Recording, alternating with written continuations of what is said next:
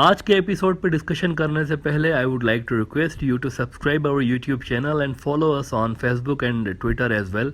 इसके अलावा अगर आप हमें सपोर्ट करना चाहते हैं तो that you can do through a Patreon also. Facebook, Twitter और पेट्रियन के जो लिंक्स हैं वो इस वीडियो की डिस्क्रिप्शन में आपको मिल जाएंगी। इसके अलावा इस चैनल के अबाउट सेक्शन में भी आपको इन तीनों वेबसाइट्स की लिंक्स मिल जाएंगी। बाइडन के प्रेसिडेंट बनने के बाद जो डील ट्रंप खत्म करके गया था, ईरान अमेरिका न्यूक्लियर डील, इसके रिवाइवल पर तेजी के साथ अब काम जारी है और अमेरिका ईरान के दरमियान बैकडोर राब्ते भी इस हवाले से चल रहे हैं।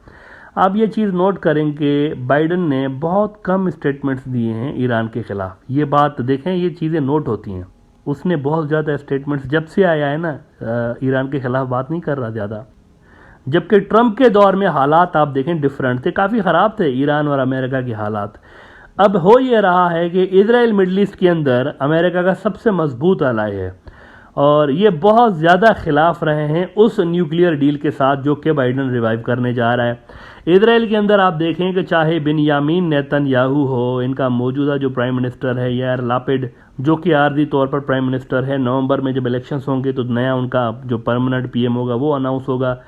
इसको देख लें, या फिर वो जो अभी पिछला इनका पीएम था नफ्ताली बेनेट, ये सारे जो है ना, मतलब क्या हुकूमत क्या अपोजिशन, सारे के सारे जो है ना इजराइल के अंदर एक कॉमन फैक्टर है, ये सब ईरान अमेरिका न्यूक्लियर डील के खिलाफ हैं सारे।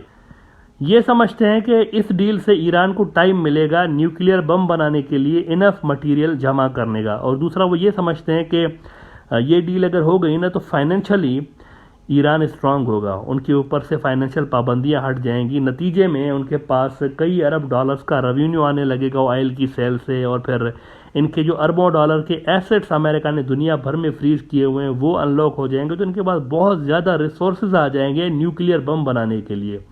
तो इजराइल इस डील को अपने लिए बहुत बड़ा सिक्योरिटी थ्रेट समझता है। अब ऐसा है कि कई बार इस पे ओपनली इजराइल वाले अमेरिका को शिकायत लगाते रहे हैं। वहाँ का जो मीडिया है बहुत ज़्यादा क्रिटिसाइज करता रहा है बाइडन को। बाइडन ज़्यादा वहाँ पर फेमस नहीं है, वहाँ पर ट्रंप फेमस है। बाइडन को कुछ ज़्यादा अच्छी नज़र से नहीं देखते इजराइल वाले। ऐसे में इजराइल ये भी धमकियाँ लगा रहा है कि ये जो डील हो रही है ये तो अमेरिका और ईरान के बीच है ना, हम तो नहीं है इसके अंदर। वो कह रहे हैं तो हम तो फ्री हैं, इसका मतलब कि अपनी सिक्योरिटी के लिए हम जो ठीक समझेंगे वो करेंगे, हम मिलिट्री एक्शन भी लेंगे, ईरान को इससे रोकेंगे कुछ भी करके। इजरायली खुफिया एजेंसी मुसाद का जो चीफ है, इसकी स्टेटमेंट इजरायली मीडिया के अंदर रिपोर्ट हो रही है जिसमें वो ये कह रहा है कि हम ईरान के ऊपर इसी तरह की कार्रवाई करने की तैयारी कर रहे हैं, मिलिट्री एक्शन की तैयारी कर रहे हैं। The Times of Israel report कर रहा है कि Mossad chief says looming Iran deal based on lies is very bad for Israel. Barnea warns, अच्छा ये वैसे इसका नाम है डेविड बर्निया, इसका हिब्रू में कुछ प्रोनाउंसिएशन डिफरेंट हो सकती है लेकिन कुछ इस तरह का नाम है इसका, David Barnea. Barnea wants pact allows Tehran to amass nuclear material for a bomb within few years, says his agency is preparing and knows how to remove that threat. अब इसमें इस मुसाद चीफ ने जो military strikes की धमकी दी है ना, इस पे the Times of Israel report कर रहा है कि Israel has already begun preparations for a military strike against Iran if such action is deemed necessary. अच्छा, एक तो होती है ना एक जनरल किस्म की धमकी, वो तुझे मैं देख लूंगा, इस किस्म की धमकी जनरल।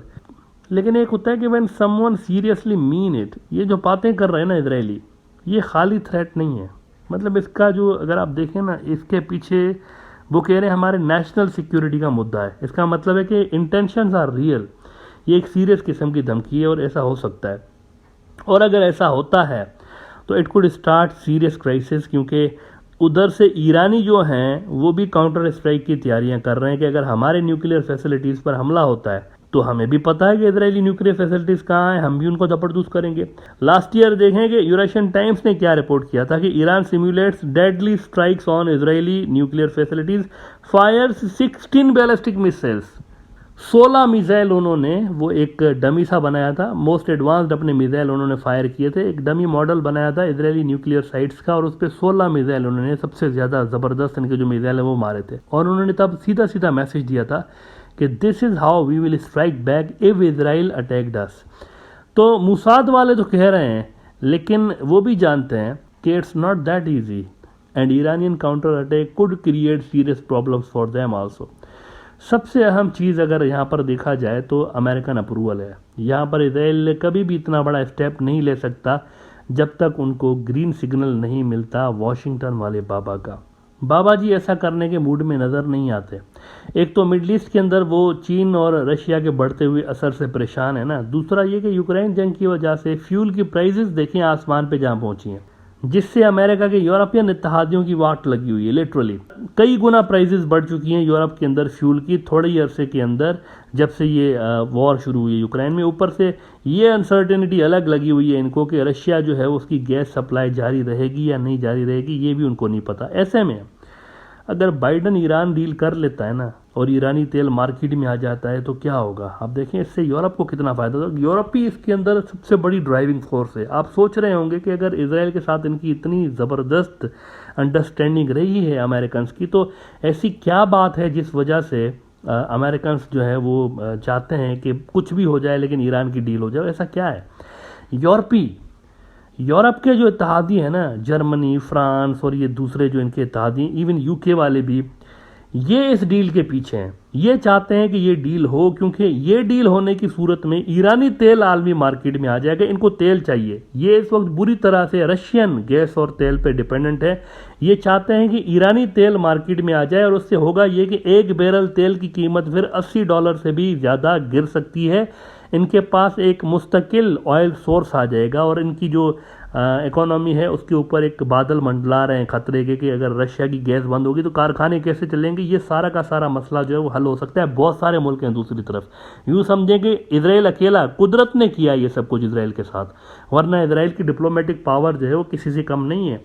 लेकिन मसला ये है कि उधर से पूरा यूरोपीय यूनियन जो है वो खड़ा है, इधर से अकेले ये खड़े हैं इसराइल वाले, इसीलिए इनकी दाल नहीं गल रही। लिहाजा ये डील अगर हो जाती है ना तो तेल की कीमतें स्टेबल हो जाएंगी और मार्केट में ईरानी तेल आने से यूँ समझें कि $80 से भी नीचे कीमतें गिर सकती हैं। पहले ही मैं आपको ये बता दूं कि इस डील के फाइनलाइज होने की खबरें, जो कि सही तरह की खबरें नहीं थी, अभी तो उसमें बहुत सारा काम करना बाकी है, लेकिन वो जब गर्दिश कर रहे थे रूमर्स मार्केट के अंदर तो ही ऑयल प्राइसेस की जो थी वो आलमी मार्केट में रिड्यूस होने लगी थी। ईरान भी देखें दुनिया के बड़े ऑयल प्रोड्यूसर्स में से है ना, लेकिन अमेरिकन सैंक्शंस की वजह से ईरानी बेचारा जो है वो छुप छुपा के अपना तेल बेच रहे होते हैं। कुछ मुल्क ऐसे हैं, चाइना जैसे, और इंडिया भी उन मुल्कों में जो कि पहले इनसे तेल लेता था, और दीगर 2-4 और मुल्क हैं जो कि इनसे तेल लेते हैं, वरना ब्लैक मार्केट में तेल बिकता है ईरान का। ओपनली अगर बिकने लगे ना तो ईरान का पता नहीं कहाँ से कहाँ उनकी इकोनॉमी पहुँच सकती है। बहुत ज़्यादा ऑयल और गैस है इनके पास। इजराइल को ये भी इल्म है कि अगर ये डील हो गई और वेस्टर्न मुल्कों ने, जैसा कि वेस्ट वाले चाहते हैं यूरोपियंस, अगर उन्होंने ईरान से ऑयल लेना शुरू किया तो इजराइल के लिए मज़ीद मुश्किल हो जाएगा ईरान पे हमला करना। क्यों? क्योंकि ईरान पे हमला होने की सूरत में वेस्ट और ईरान के दरमियान एक शेयर्ड इंटरेस्ट होगा, जिस बिना पे वेस्ट चाहेगा कि ईरान पे हमला ना हो, स्टेबिलिटी रहे, ताकि ऑयल मार्केट दुनिया के अंदर स्टेबल रहे और वो सस्ता ऑयल ख़रीदते रहें।